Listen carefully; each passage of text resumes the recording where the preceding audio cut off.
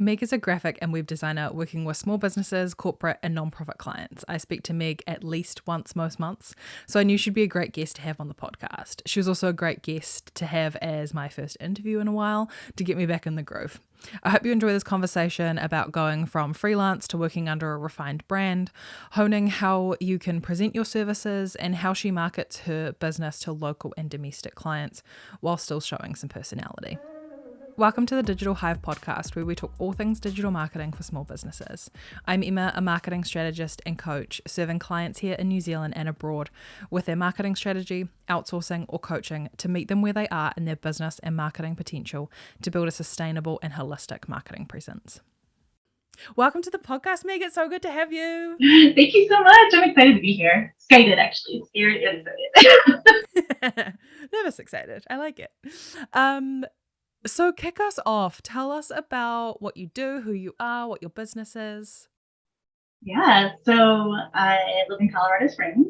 I moved out here almost 7 years ago from Charleston, South Carolina. I've been a freelancer for many, many years since college, just kind of doing miscellaneous graphic design projects here and there on the side as I had time or my full-time jobs. And when I moved out here, it just seemed to full time. And so let everybody know, kind of hung out my shingle, let everybody know that I was open for business. And thankfully, had enough of a client base was able to take it to a full time.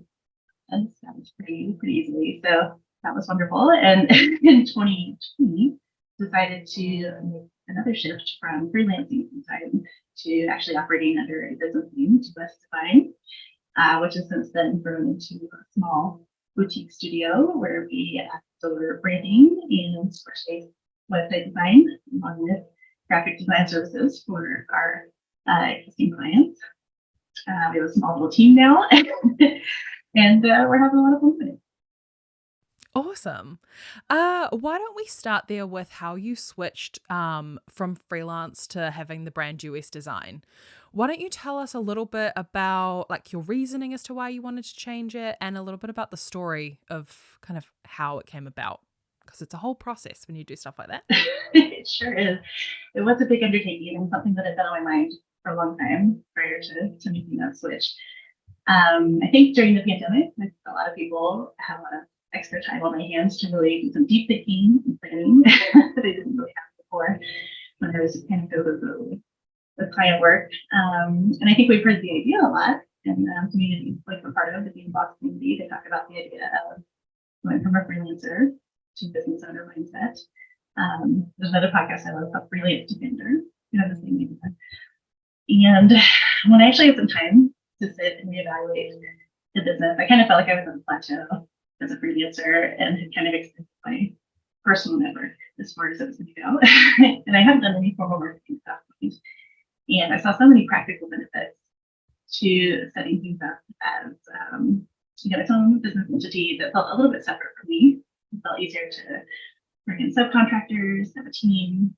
Definitely felt easier to market. I was a real introvert, and so talking about myself can be challenging. And so feeling like it was kind of a separate thing made it easier to put myself out there, be a little more active on social media. It helped me formalize a lot of our process and offerings. There were just a lot of benefits to organizing in that way. And so I think it was a combination of mindset shift and then the right time during the pandemic. Like I said, having some time to actually implement the logistics and the changes that go along with it. So around the summer, I set up US Design as an LLC. Did my own kind of internal rebranding and set up a new website, which definitely a huge undertaking. Having that with that brand voice and messaging and new content, figuring out what our offerings are going to be and how to communicate that clearly, creating social media channels, getting those up and running, creating content for that, setting up a Google My Business listing, and really focusing on SEO for the first time. Before my website was sort of as a freelancer, just a place for people to kind of check my work and get to know me a little bit. And now I was trying to be much more strategic with it operating in this way. So yeah, it was a very intentional switch. And like I said, there were a lot of steps and thinking and strategy that went into it. And overall, it's a really great decision. And I'm so glad I had the time to implement it Yeah, awesome. And so when you like went to do your new, website, social media, all of that kind of stuff, was it just that you changed the name and the logo, or did you like fully kind of redo everything and like reword everything and change all of like your services and everything?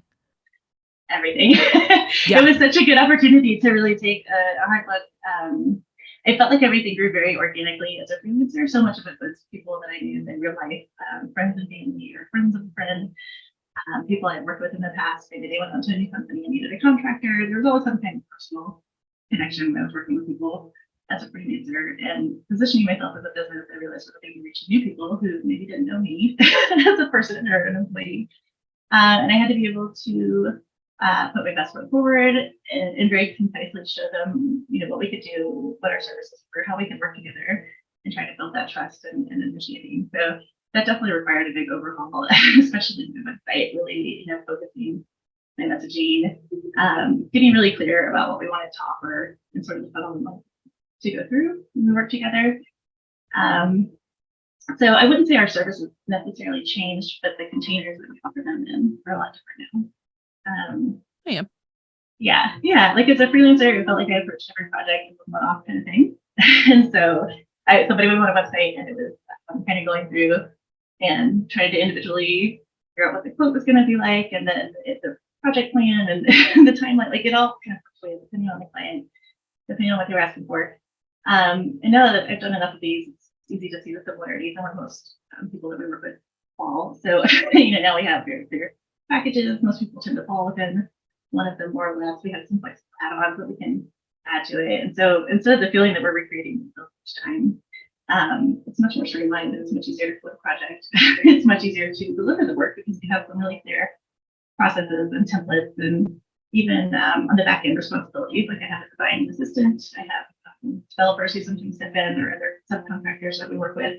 And now the lane's much clearer. We can deliver things much more quickly and efficiently, having the structure in place. And another thing that we introduced since starting the US Design is Design to Get days, which has been something for especially our existing clients.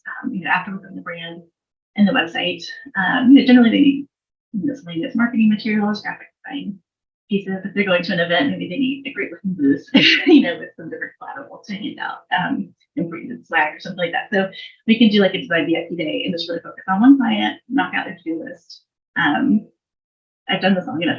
It's pretty easy to kind of figure out, once I see what needs to get done, can we do this in a half day, a full day, and being able to put it out that way and deliver it that way is really streamlining things for us and the client. I think it's made it a much easier process on both sides, which is great. Yeah. Have you found, has there been any kind of, I'm thinking any kind of like nuances of like, do you find the clients are maybe a little more organized on their end or any of those kind of stuff? Like have the clients changed in their approach to working with you since you changed to the brand name? Has that changed at all? Yeah, I think maybe in two ways. I think one, like you're saying, maybe they're a little bit more sophisticated than or maybe I think we're starting to work with people who are maybe a little bit further along in their business, who have gone through like a big growth period and they're ready for like a rebrand or redesign. And even people we're working with who are startups, even solopreneurs, I feel like maybe they have maybe thought through their audience and their offering and the pieces a bit more before they come to us. So it does feel like we're aligning with people that are going to be just a little bit further along in their journey. And the other piece of that, I would say, is like on the value side. Something that I really love about having GMS as its own entity, it's made it a lot easier for me to kind of put out our values as a team and a company and what's important to us and the type of people that we want to work with. And I think over time that has started to attract the type of nonprofits and small businesses and people who are just doing really cool stuff. Like we have a lot of people who are like doctors or lawyers or kind of these traditional fields, but a lot of times they have kind of an interesting spin on what they're doing. Like one of the lawyers that I've worked with for a long time went from kind of doing the traditional courtroom thing, and now she's an advocate for children with disabilities in Georgia. And so she's using her legal background in a different way. And we have a doctor here who went from being part of like the healthcare system to opening her own direct primary care model where she's offering more affordable healthcare for people in our community. So it's been fun attracting people who are really making a big impact in their communities. And also nonprofits who are just doing really, really great things. Yeah. No, that's always been so interesting to me because from the outset, I set it up as Honeypot Digital Limited. Like, I've always been legally, I have always been that. And so the change for me over time has been more actually like embracing putting me at the front. Um, I don't know what it is. Maybe it's because I'm slightly introverted. Who knows? But like, there's that thing of like talking about this is a project I did where you like kind of have to talk up yourself. That could also be a Kiwi thing because tall poppy syndrome. But it's that thing of, you know, like, and I'm sure if there's any, you know, more at least junior in business designers listening to this, they can be thinking, you know, like, how am I presenting myself essentially? Because there's also, if you are a freelancer, there's nothing necessarily wrong with, I don't know about legally because I won't speak to that, but like having contractors or anything that work for you, even if your brand name is just your name. But it's the mindset shift that comes with it. That's the big piece. It's not actually that like, I mean, I think there's an element too of like when you go through that rebrand yourself and you look at everything, you do bring everything more streamlined. You know, you said the services are more like the containers are different. And then that can change how clients show up as the client. It's not necessarily because there's like a brand name that's not a human name there. Like it's also about how you show up and how you present yourself and how you do all of those things, which is so mindset driven because you have to get out of your own head and post something at some point. So yeah, I was actually watching something the last couple of days. I've been watching a series where there's these couple guys, they are hitchhiking across America and everything has to be done by the kindness of strangers. And so I had it on in the background this morning, one episode, and I was just really like, wow, they really have to like talk to so many people because it's like their food, their shelter, and their transport all has to be from the kindness of strangers. Like, I think they have some money with them because I think they've given some money away to a couple people who've like really helped them, but going through a hard time themselves. And it's just so interesting from like the perspective of, wow, how many people you have to tell before you have someone who's willing to say yes. And in that context, it's more like, you know, please don't murder me. But yes, you can stay on my couch. Whereas in business, it's more kind of like getting in front of the people who like can hire you, want to hire you, have a need for your services. And there's also been, it was like a combination of these two thoughts that I had where like I also have this song stuck in my head that's Way Down We Go by, I think the artist's name is Kaleo, and one of the lines is we get what we deserve. And then I was like thinking about it in that context of like, these guys are doing this really cool thing. Essentially they deserve a place to stay, but they're only really getting what they ask for. You know, like if they didn't ask anyone, they'd be staying on the street every night.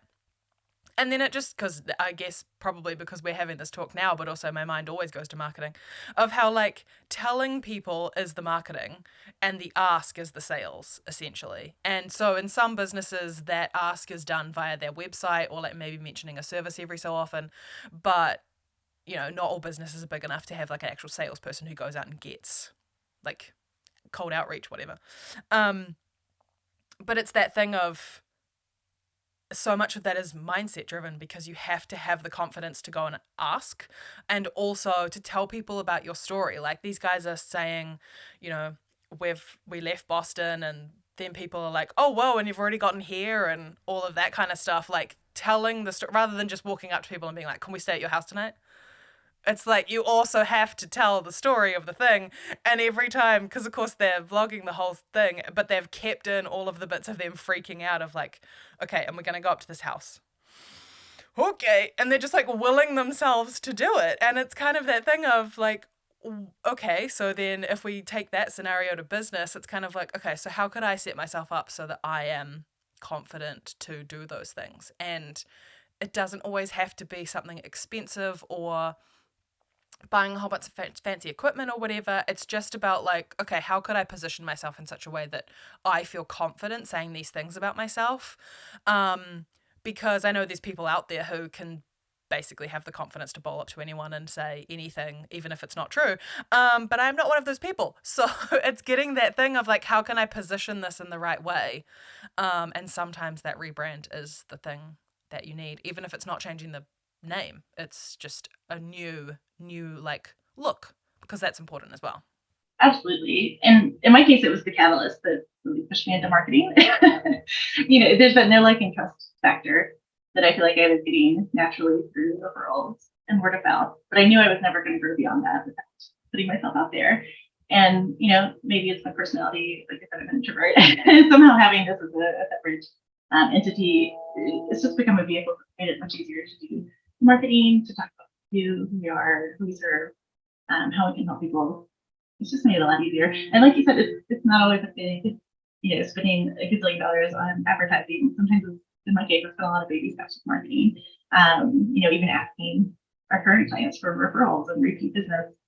It's such an easy thing. I just wasn't just kind of hoping more business. And now we're being more direct and we're making it fast. And before we were posting kind of here and there on social media, now we're trying to be more strategic about it. So sometimes it's a little baby steps things forward as well. Yeah, oh, that's so cool.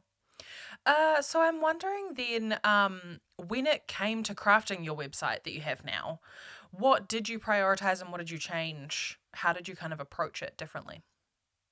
Well, before we definitely did not have like our service offering listed out. And I kind of at some point tried to put them on there and it was like a laundry list of like, I can do anything under the sun, which I now realize is very confusing when people are coming and they don't know exactly what they need or how you're going to be able to help them. So I think it was, being analytical, looking back at our past clients and, what projects have we enjoyed the most? What types of people, organizations have we enjoyed working with the most? What types of projects are, I don't want to say repeatable, but easier to kind of streamline processes, template source of they can flow really smoothly each time and provide a great experience, which is part of something I think you and I both try to do is deliver great service. We get people to repurchase and revisit, work with us again.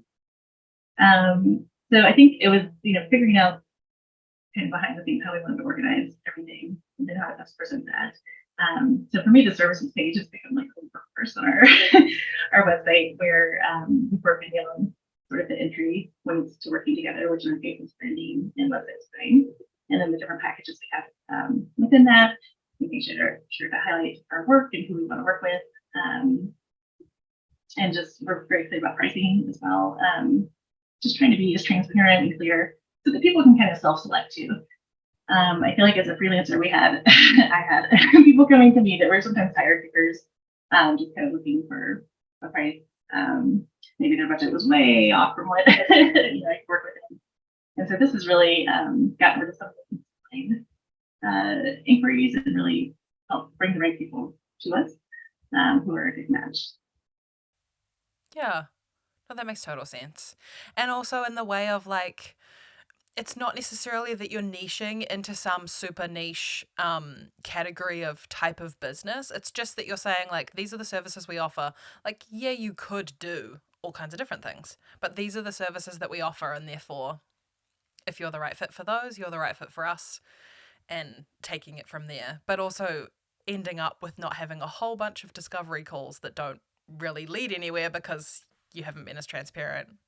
Yeah, I think, and some of that I think comes from, and I don't know about your experience, but I worked for a long time in 9-to-5 jobs for other companies and organizations, and I had to kind of shift from that employee mindset of I can wear all the hats, I can do all the things, whatever my boss needs to do, I'll go figure it out. Like, and I was kind of carrying that over with projects. I was kind of willing to try, learn, do whatever, and now I realize it's much better use of time if I can get really strong in a few key areas and deliver really excellent results there. And also just how I present everything, how I price everything, like just having to shift from I'm an employee to I'm a business owner and working along with that. So.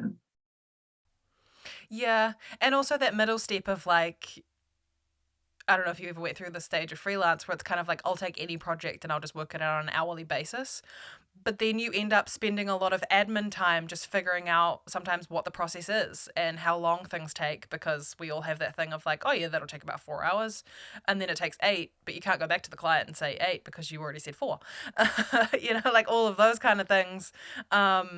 That you have when you know how long something takes and it's kind of like a productized service in a way, you have that container to work in, and then you have opportunities to surprise and delight, but that you get to decide what are those extra little bits that you do.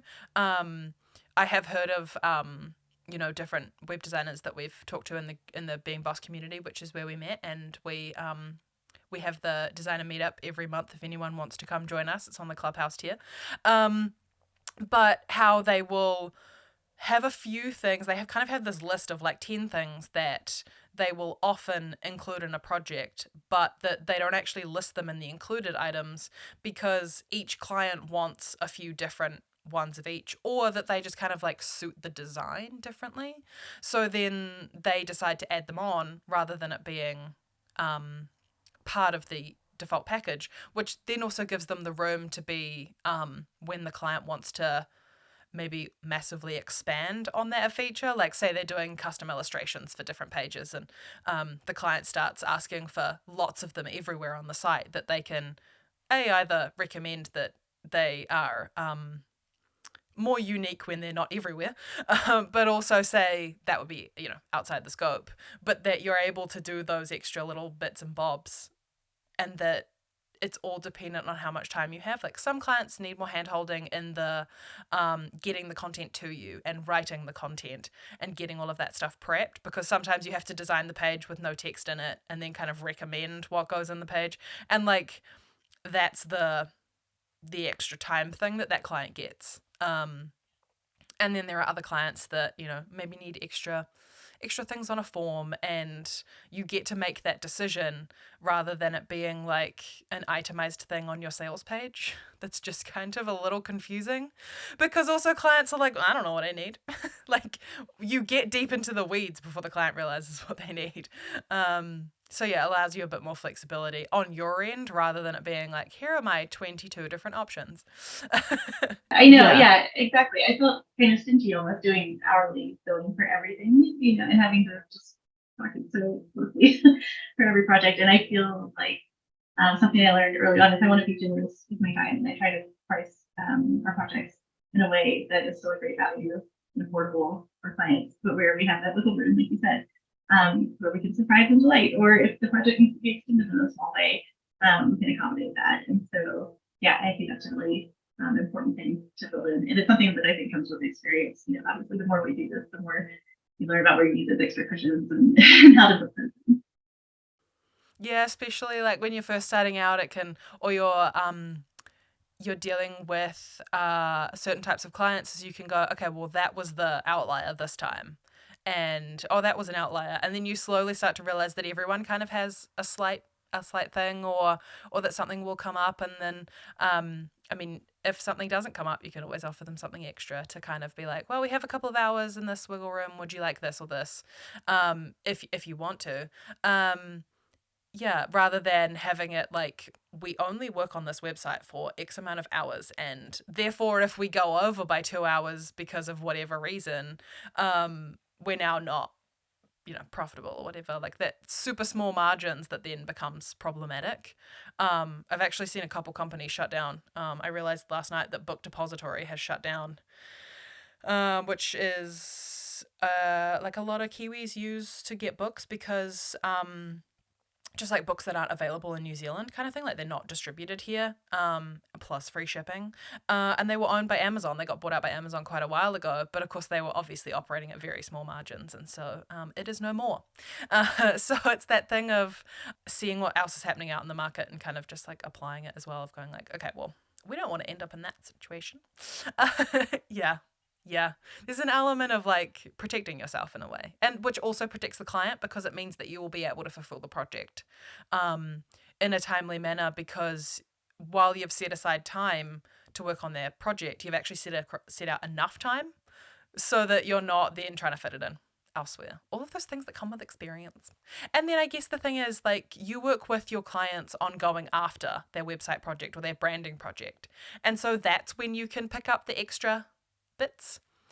But they're already a client, so you know so much more about their business rather than trying to do that from the outset. That makes total sense. Yeah.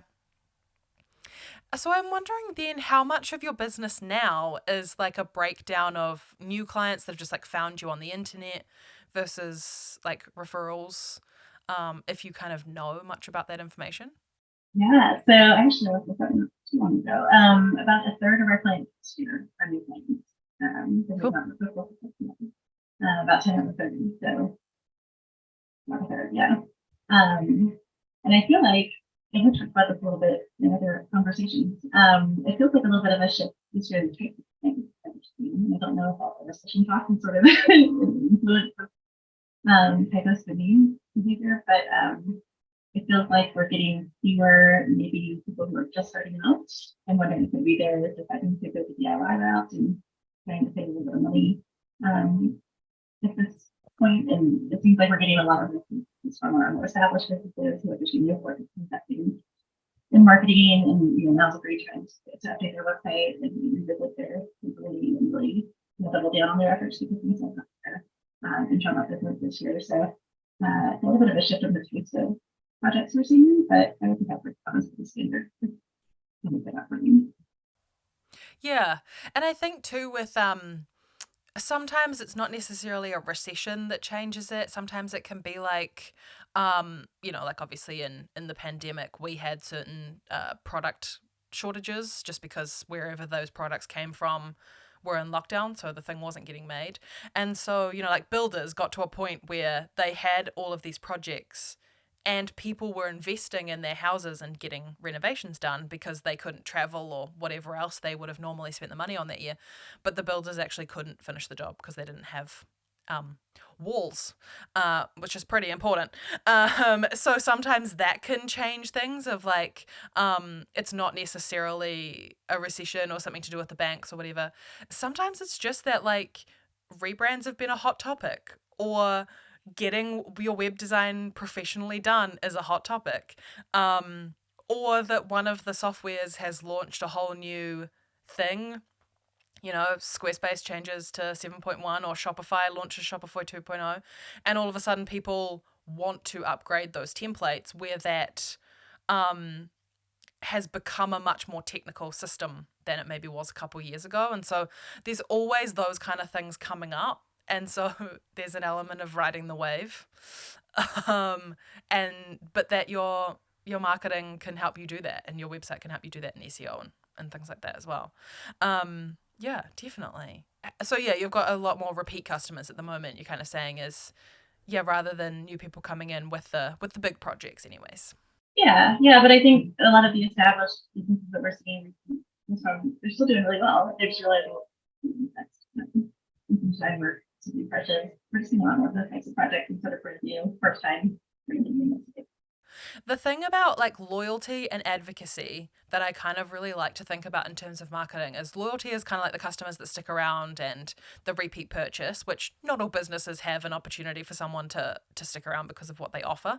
And then the advocacy is that referrals piece. And as much as they are a post-sales situation, which then means like they've gone through your service or your product offering, or your course potentially, and now they're out the other side, it comes into marketing because it is otherwise requiring you to do more marketing. So if you've got that loyalty and advocacy, you're kind of just like, well, I now only have to do half the sales through marketing or whatever because you're already like half booked. So that's an option as well, as just thinking about it through that lens of, how can I do this thing better? How can I engage more in my community? How can I ask for those referrals rather than just sitting back and hoping they come my way? So that it takes the pressure off of you to do the marketing. Is it you that does all of the marketing in the business, or have you got some of the team working with you on it? It is. It's mostly me. Sometimes I get help with like blog post writing. Sometimes I'll come up with an idea for a social graphic. It might help with some of the design work, but I'm generally coming up with what we're going to do. No, that's awesome. How much time do you think you spend on your marketing?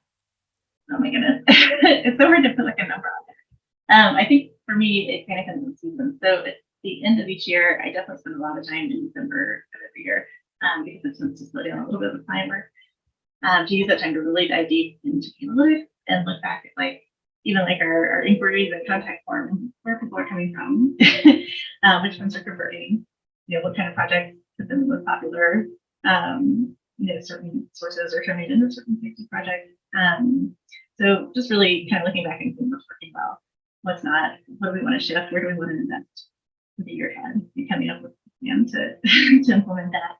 And then I would say quarterly, and looking a little bit more closely at the analytics on our website, looking at the Google My Business analytics, and just kind of seeing if we need to make some small adjustments throughout the year to kind of course correct or maybe spend more time on a different area.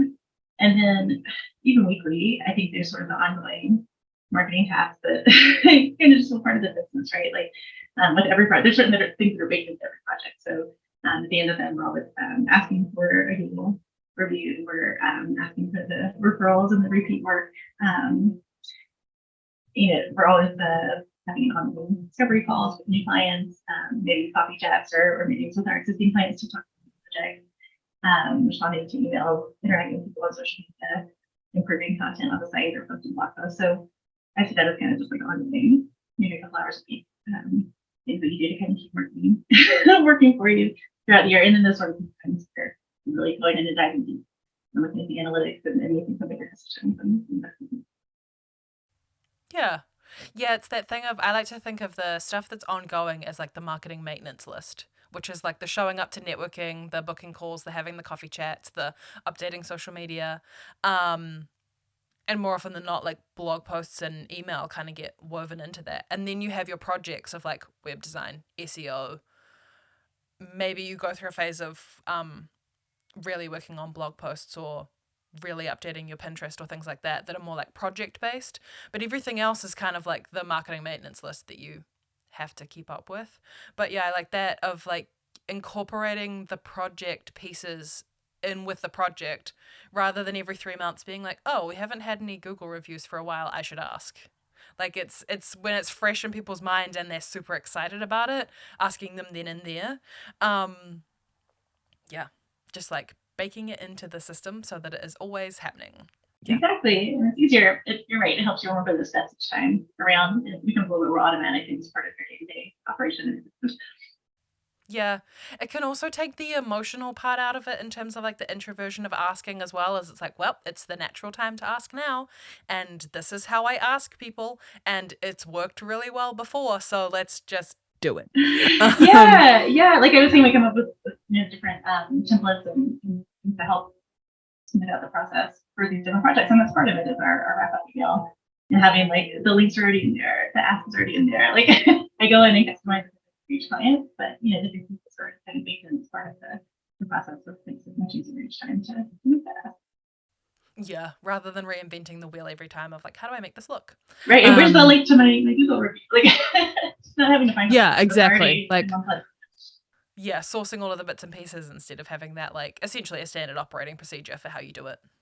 Yeah, that makes sense. So why don't you give us a breakdown of kind of all of the different ways you are marketing? Maybe you can start off with just rattling off a list and then we can work through them if you want. Okay, I'm going to see if I can remember everything. I feel like a lot of it is still kind of organic. Marketing, obviously, a lot is still word of mouth and through, our network and referrals. Let's see. I would say at the top we've got social media. We're pretty active on Instagram and LinkedIn.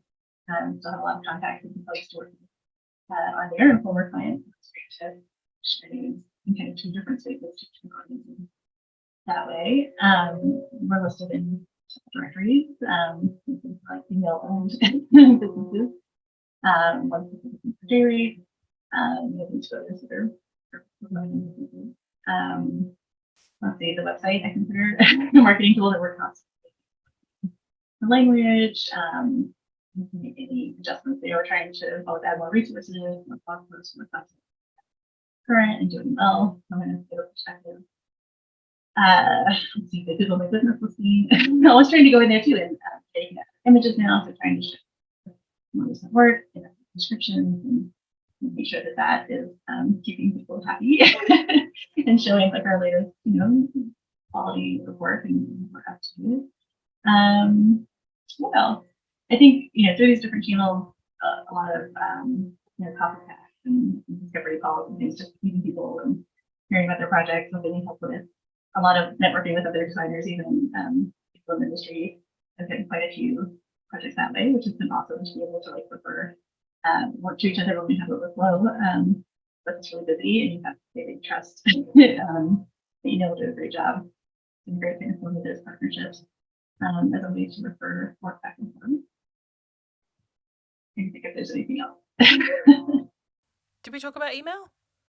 Oh, I do have a quarterly newsletter that goes out. Yep. And usually that highlights our blog posts and we share their work and different articles and things that we could do in our industry. We also have a freebie on the website as part of the email newsletter sign up on your way to niche brand. I love to see people actually use their branding. So lots of great things for top action and that. Might be it. I don't know. We'll keep talking about these things. Yeah. Yeah, no, it's a good list.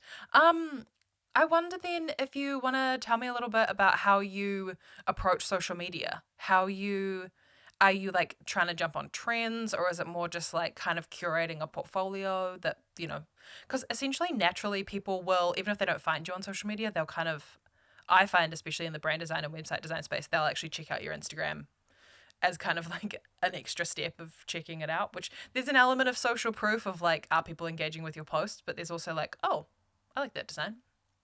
How do you kind of approach both? And then also, because you said Instagram and LinkedIn. Mm-hmm. Yeah, which is pretty two different audiences in my mind, at least in my network. It is, yeah. So I would say on the LinkedIn side, we're definitely showing more just kind of portfolio work, new offering. It's pretty business focused. The Instagram account, I'm trying to think of how to best explain, but we also show our work there. I definitely try to show more of a personality, and I want people to get to know us through our Instagram page more. And especially me is the main point of contact on a project, designer, like I'm the person you're going to be working with, and I think getting to know and like the person that you're going to be investing and spending a lot of time with on a project design is really helpful. So I've made so many great connections too. Like I tend to gravitate towards other people who show some of their personality and some of their life, both in working out. Like that we tend to find people we have a lot of common conflict with, so it's been great for that. But in terms of content, I don't know. I have your content deck, which is good. Oh, cool! Right? Yeah. We have so many great prompts, and I'd like to lean into a little bit more on the educational side. We do share like our blog posts and things that we're writing about, or resources that we've created for clients on our website. We try to highlight our team from time to time. Anything to talk about trends that I'm seeing. I like to even just like ask questions and stories and kind of see what other people are feeling like about their resolution. Put out there recently. And it was so interesting to see how different designers were experiencing it, how different clients were experiencing it, and people across different industries, what their take was on there. I love showing parts of Colorado where I live. It's a very beautiful, nature-filled, adventure-filled place. And I think that's helped me connect locally with some other people in our area, seeing that we're in the same region and have some of the same interests. So it's definitely a good mix of personal and professional, but I kind of like having that personal side to it too, because those are the kinds of people that help me. Yeah. And do you find then that a lot of your clients are local to you, or do you find that they're kind of all over?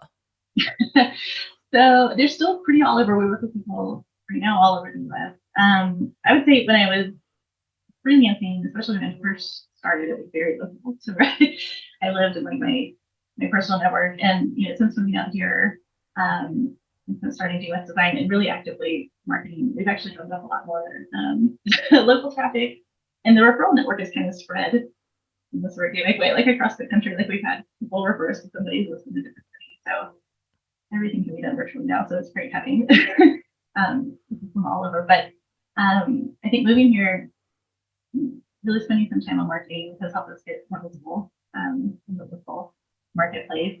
And the other thing that I think kind of people take for granted is telling people what you do. We joined a gym when we first moved out here, and talked to people there about what I did for a living and the types of projects I worked on, and that like new business and new projects. And I met one woman at a networking group who says her first name is her project. But I think getting comfortable in real life, even if it's not a networking event or a formal place to talk about business, people are interested in something and being able to talk about it with some enthusiasm. I think go a long way as well. Yeah, I mean, especially in terms of like when people ask you that question of like, what do you do for work? You can answer it in certain ways that either kind of like are very like one word answer so it doesn't create a conversation, or you can be like, I do this and this and this, and these are my type of clients and whatever, and make it clear that you work for yourself or any of those things, and people will pick up on the thing that they find most interesting, whether it's the work that you do or that you're self-employed or whatever, and then you can actually have a conversation, which then also means that they remember you rather than being like, oh, that, they're not, it's not exactly a standout feature if it's like, well, the person that walked into my store today does marketing. And it's like, and that was our conversation. It's like, yeah, if you have a conversation about like what you do, who you work for, whatever, whether it's relevant to what like the setting or not, you never know what people's, past experiences have been, what their like bucket list item is. There are plenty of people out there whose bucket list item is to start their own business, and so they're like, oh, how does that work? And all of these things that without having that conversation they wouldn't have a place to talk about it that day. And so by opening up, and then I mean, if they aren't necessarily interested, it can still be a pretty short conversation anyway, but by giving them a few more nuggets to work with, you can have a bit more of a conversation. But yeah, it's that thing of if you don't ask for it, you don't get it. If you don't ever tell anyone, then you can't ask. Yeah. Yeah. So then with your email list, with it being, did you say quarterly? Yeah. So how do you find that balance of, is it like mostly past clients on the list? Is it a lot of people coming through with your freebie? Is it just kind of like quarterly so that you can fit it in and manage it, or how did you kind of land on the quarterly aspect of it? I started right out the gate with monthly, and I thought, this is what everybody says to do. I'm gonna do it, and it's just it got hard to balance client work. Once we got busy with the project, that always used to take priority delivering that work, and so it was hard to put out the quality of what I wanted to do each month. The content that I wanted to do. I feel like we're so bombarded with email. If it's okay, I want it to be useful. I want people to find it interesting and not just immediately catch it or unsubscribe. So I stepped it back to quarterly, and that's been really good for me. It's seasonal. It's kind of a good thing for me to reflect, every 2 months on how things are going, what I'm seeing happening, what I'm interested in. It's enough time where I feel like I have some new thoughts and things to share. We've built up some more client work each quarter that we can share. We've done lots of resources and articles and things that are of use to clients. It's just I think it's an interval that at least is working for where we are in business right now. It's the type of piece that I want to people. But I would say surprisingly, it's people I haven't worked with yet. There's a few designers on the list, a few kind of adjacent writers and people in similar creative fields, and then some of the small business owners that I haven't worked with yet that I'm hoping someday to have an opportunity. Yeah, and it's that balance of checking in with people often enough that you are top of mind without it being like a whole thing for you to create all the time. I've recently increased my email list to weekly, but I kind of did like a bit of a balancing out, I guess. I changed it to weekly, but I used to do like news headlines and kind of like updated stuff. And that was more monthly, which also meant that it's always topical. So like the news has to be up to date. So I wanted to have something weekly, but much smaller, just like one topic for people to think about, rather than it being like getting news headlines of everything that has changed in the marketing space every week would possibly be a little overwhelming. I know there are people who like maybe marketing is your job and you're working in-house or something, and so you like have to keep on top of everything. But for solopreneurs or small businesses, which are realistically my client base, that's overwhelming. And so you can kind of like have all of these different levers that you pull in each of these different spaces, like the differences in how, say, we do email marketing.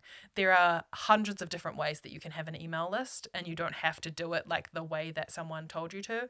I do find that you have to try stuff before you completely rule it out, but essentially it's just like seeing what works for you and going your own way, and then also seeing obviously what your audience likes as well. I mean, what works for you might not always be exactly well received, but sometimes you just have to try something and see how it goes. But there are so many different ways of doing it that you can kind of find what works for you. And then if you decide that you want to go from monthly to quarterly or monthly to weekly like I did, then you can like make that change and see what happens. Yeah. Yeah. Yeah. I think, I mean, when I made that change too, we were in a very busy season of the business. We had a lot of client projects going on. And so that was just practically the best solution at that time. But yeah, definitely open to maybe going back to monthly at some point, or, whatever makes sense. Business continues to evolve. I think you're right. It just depends on, what works for you, maybe at that point in time for your business. Yeah. The phase of business you're in, potentially in some businesses, they might have someone who's writing the newsletters for them, and then that person has something change, either their role changes or something changes in their life, or they go on maternity leave, or any of the things. And yet having that list of people that you can reach out to is still so valuable, even if, say it might feel like you're quote unquote only reaching out to them quarterly, but you still have that list of people that you can reach out to. And there's nothing stopping you from sending an email at a different point because there's something specifically relevant that you can reach out to them with. Maybe you're doing if you have an annual sale or something for certain types of businesses of like, this is the only time I do this. So you send it out at the time that makes most sense, and the rest of the time you just kind of work with everything. And then in between that, people can be in touch with you on social media. So they can have that familiarity piece with you on social or in the networking space if they are either local to you in some kind of networking capacity or something online like Being Boss, that you're visible in places outside of that, but that it gives them like a reminder every so often.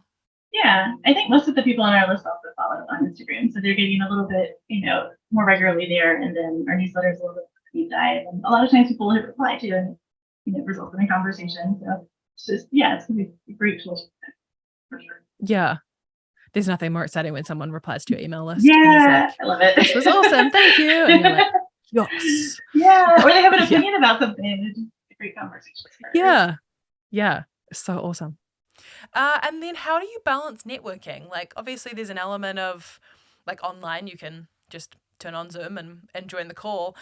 Sometimes in local, there's a bit more of a like travel aspect potentially, even if it's just driving downtown and finding a park. How do you balance that amongst everything else that you're doing and fit it in and balance it out? I mean, there's also that certain introvert thing of having a capacity of how many of those things you can go to. How do you make all of that work? Oh gosh. Well, I think for me, it's kind of been getting to a point with everything, right? Where it's a little more comfortable going out in the world, and it feels like there's a lot more options than there were, a year or two ago. So I put a few big things on the calendar. One of them is Squarespace Day in August. It's in New York, and I know a lot of the people that I'm sort of online friends with or people who are kind of influencers in that area to be there.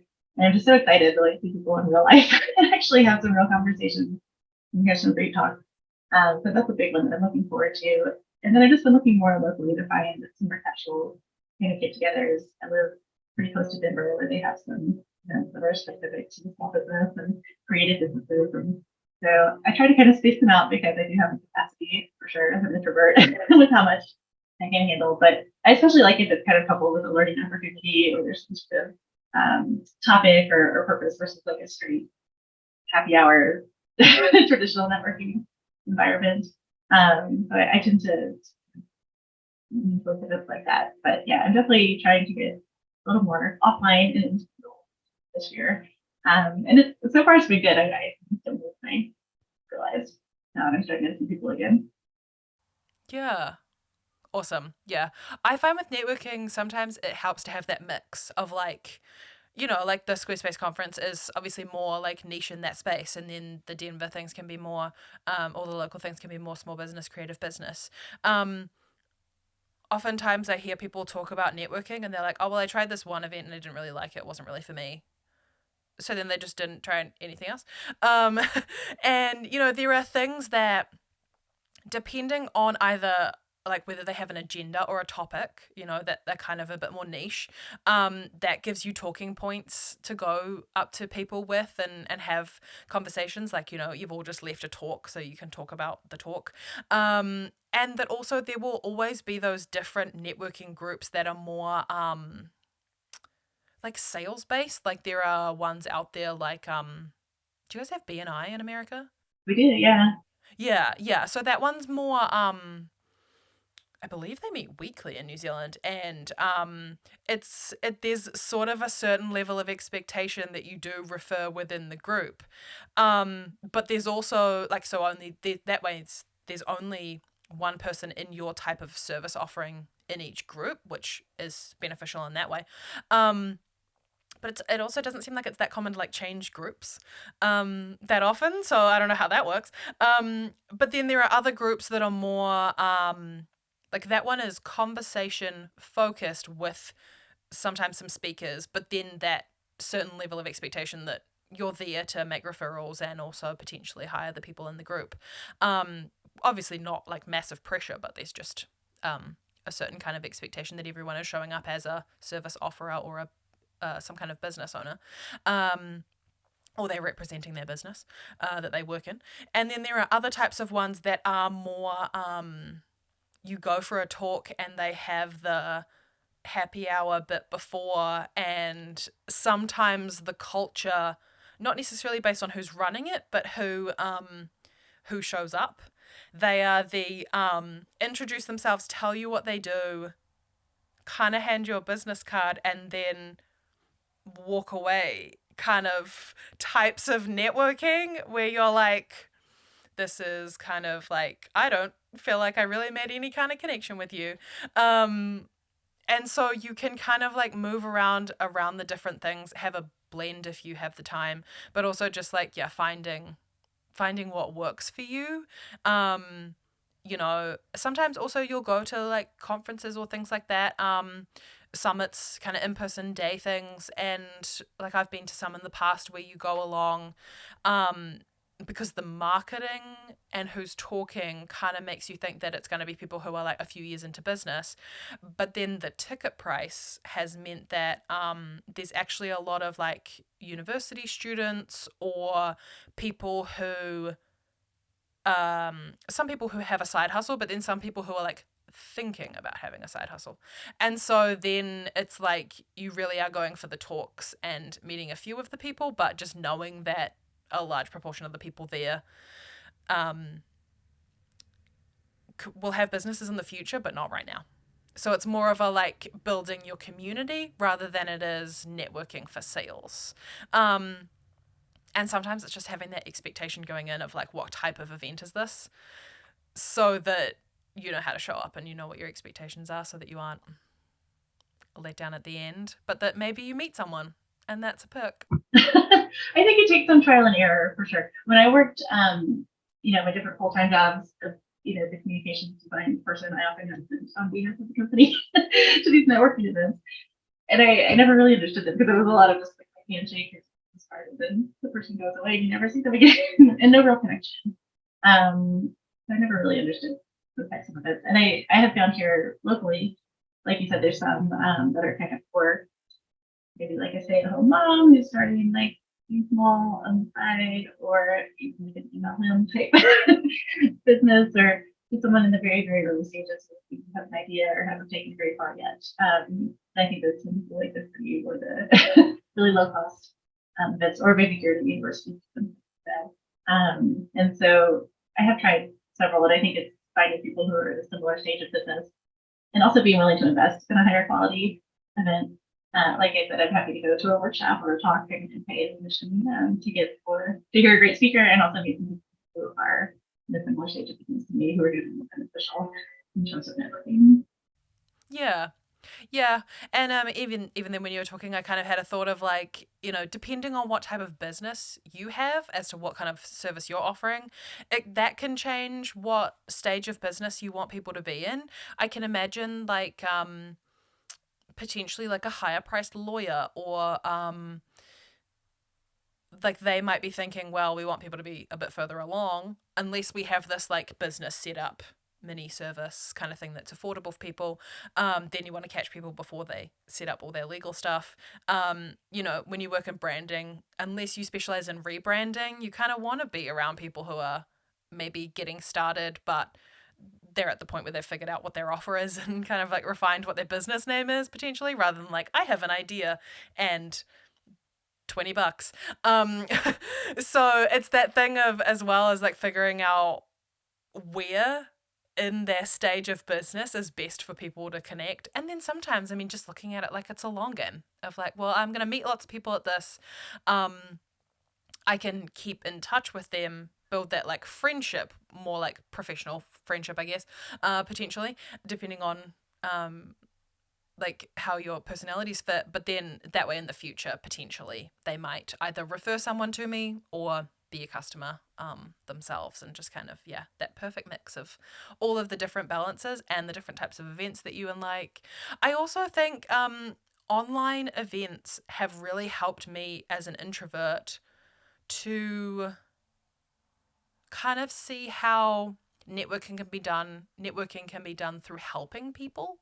Like in the Being Boss community, how we have the it's in Mighty Network, so we have the people can post a question, and then that way being active in the community, even if your time zone doesn't necessarily work too well for the calls, or maybe you're in a busy co-working space and can't get a meeting room and can't actually unmute yourself for the meetings, but you can attend, there's still that element of community where people are around and you can answer questions as well, that totally helps in terms of like easing you in, and then you feel more confident in the space.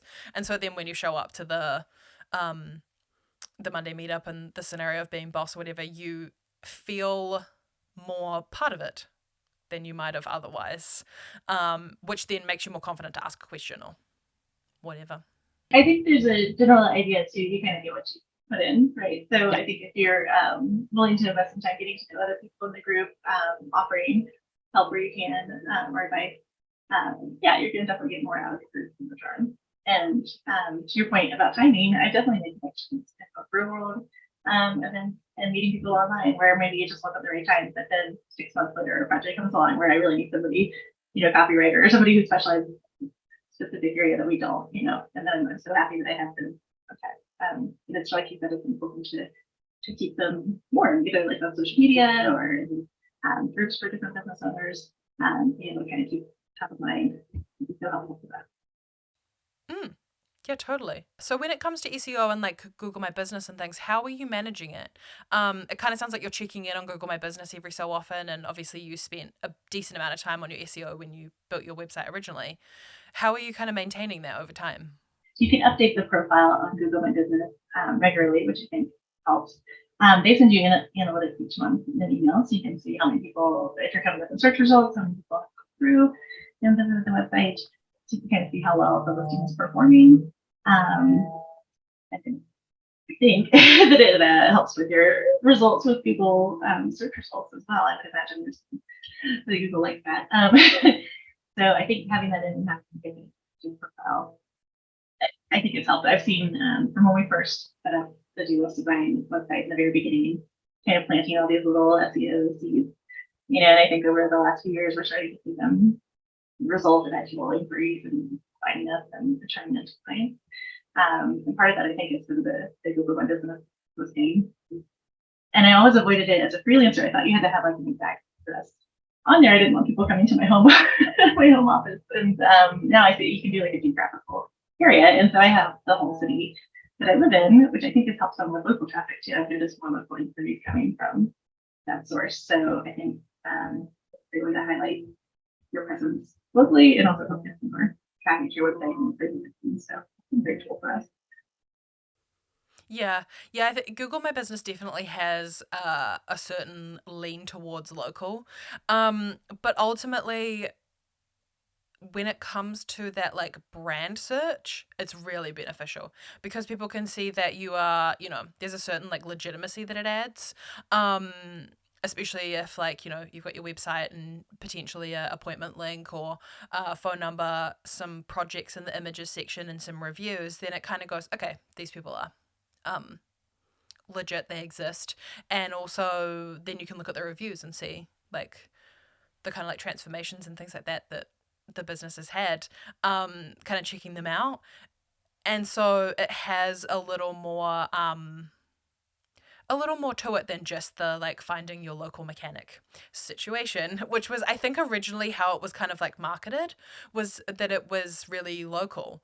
I can't remember what they've changed it to, but they've actually changed the name recently. It just doesn't have the my in it somewhere. I can't remember what it is. But if you Google My Business, the new thing will come up. But yeah, it used to be a big turnoff for people with like, yeah, but I don't want to put my address on it, so I can't. And back in the day, what I figured out, maybe like 4 or 5 years ago, was that you could get it sent to your address, get the postcard that they send out, and then change it. So there was like you could just like move the pin around, so that it was kind of in more of like a general area, and then because of that, it didn't put your address, it just had like I think the suburb, but now you can just pick that you serve a geographical area, and it just shows the whole like city, suburb, what have you. So it just opens it up to people instead of feeling a little too like your private information is out there.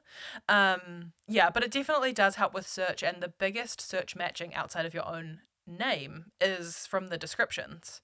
The description that you put in, I'm sure there's an element of reviews as well, that the words that people use come into that as well.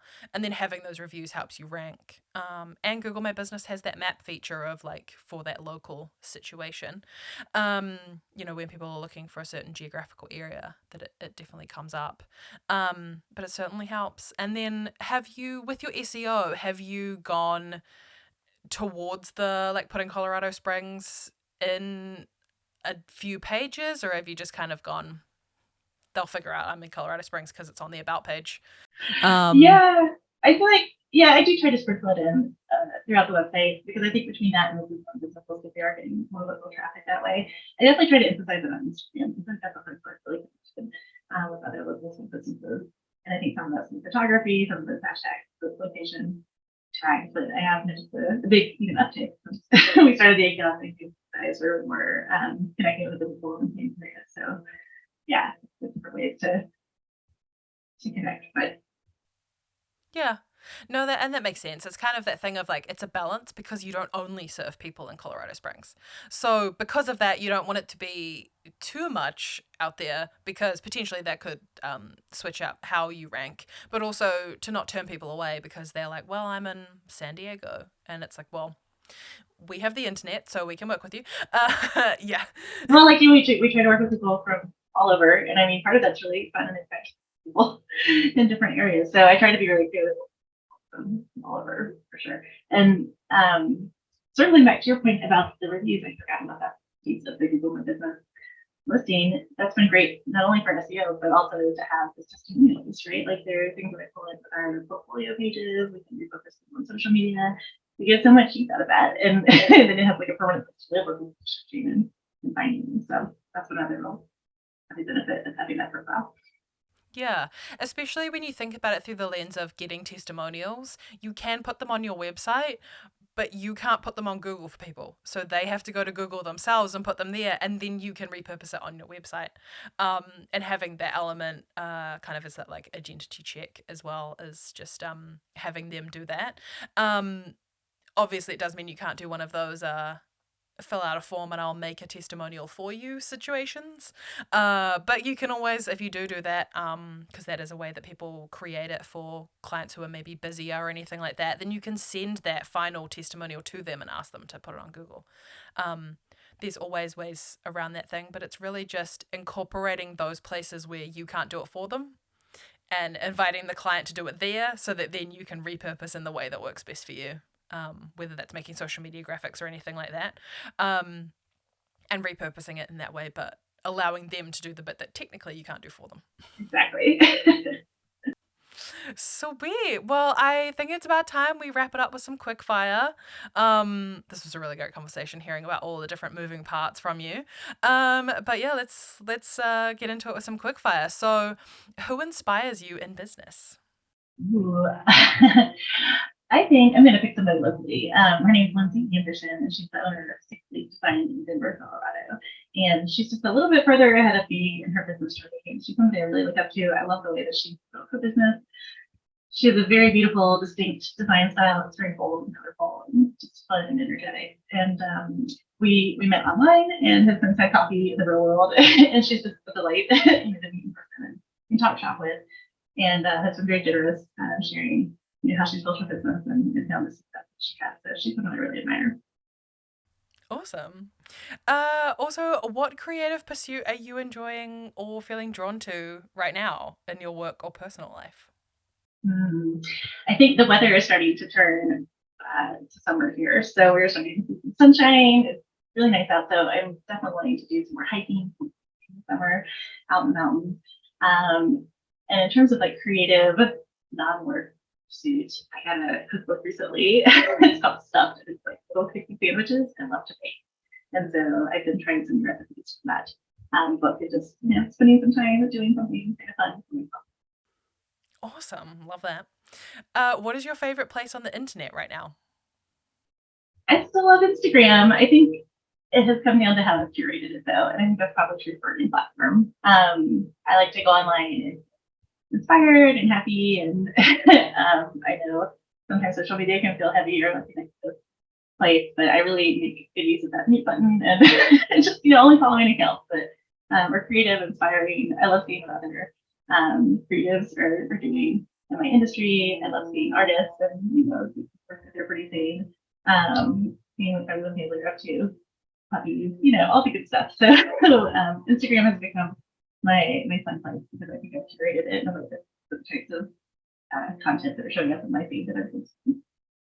Yeah, I love that. The using the platform for what it does best while also muting things that don't work for you and like signifying when you don't like the suggested posts so that it actually curates it better for you. Yeah, love that. What are you looking forward to most in the next year of business? In the fall of last year, it was really, really close to the edge of burnout. It was just a really, really busy season. And I felt like I was kind of working myself into the ground. And I hired a business coach, and it's been a lifesaver. So I've done a lot of reevaluation, cleanup of our processes, timelines for projects, just how we structure things on the back end. And so I'm really focusing on working smarter and not harder. And this year has been a great start to that new philosophy, and I'm hoping to continue building on that because I am enjoying having time to go new types and bake the cookies and do all the fun things in addition to having a business that I love. So it's definitely been finding that balance. I feel like I've been in the big season of hustle, and now it's time to enjoy a little bit of life too. Yeah, I love the memorable side things that you're doing that help to feel like the week has had more things in it than just business. I think that's the beauty of hobbies, is that over time you can see how you maybe get better at something, or you can look back at how much you've worked on it, and it kind of helps you with that thing of like, yes, I do have a life outside of my business. Yes, and with creativity, I think it's so important to get away from your desk sometimes. Just go to an art museum or out in nature. Sometimes that's when the ideas really hit you most, is when you're not expecting it. You give yourself that time and space to let them come. Yeah, perfect. And then lastly, if someone is listening to this episode and they want to grow their own business, what is the one thing you recommend that they do? I think it's really important that you have some kind of online presence. We've recently started offering landing pages because I have some clients who just aren't ready for a full-blown website, but I think it's important to get something out there. So you have an online home for your content, a place where people who want to work with you can find you and learn about you and what you do. And eventually they can move on to that and make a more robust website. And then I think working with a professional when you can. I think both you and I understand the value of having a professional, outside set of eyes on what's activity, DIY, business not working anymore. Being able to help you point out some blind spots, some easy opportunities to optimize and improve and convert with your website. I think that's something that just continues to pay off. So I would recommend that to anybody who's just getting going. Totally true. Sometimes you need the expertise and sometimes you need the confidence that the expertise gives you to then step outside with all of those things. Perfect. And then why don't you just tell us a little bit about your freebie that you have at the moment? Oh, yeah. So we have a PDF download on our website when you sign up for the quarterly email newsletter. And it's about 100 different ways to use your brand. And I created this because I hate seeing a beautiful brand that you put all of this time and strategy and working together with a client to develop and to see it on the shelf. I really love seeing my brand out in the wild, seeing it being used, seeing a nice social media feed, seeing branded merchandise with your brand name on it. So I put together like a list of favorite vendors and there are links to places where you can have like Yeti with your logo custom. And ways about it, and just lots of ways, email signature. There's so many things that you can do to have like a consistent and cohesive visual brand that I want people to take advantage of to maximize something that's Perfect. Well, the link to that will be in the show notes or description, depending on where people are listening to or watching this. But thanks for joining me, Meg. It's been so amazing to chat with you today.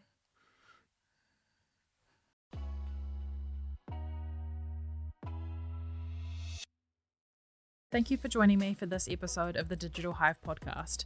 If you're enjoying the podcast, I'd love it if you could share it with a friend or on Instagram and tag me at Honeypot Digital.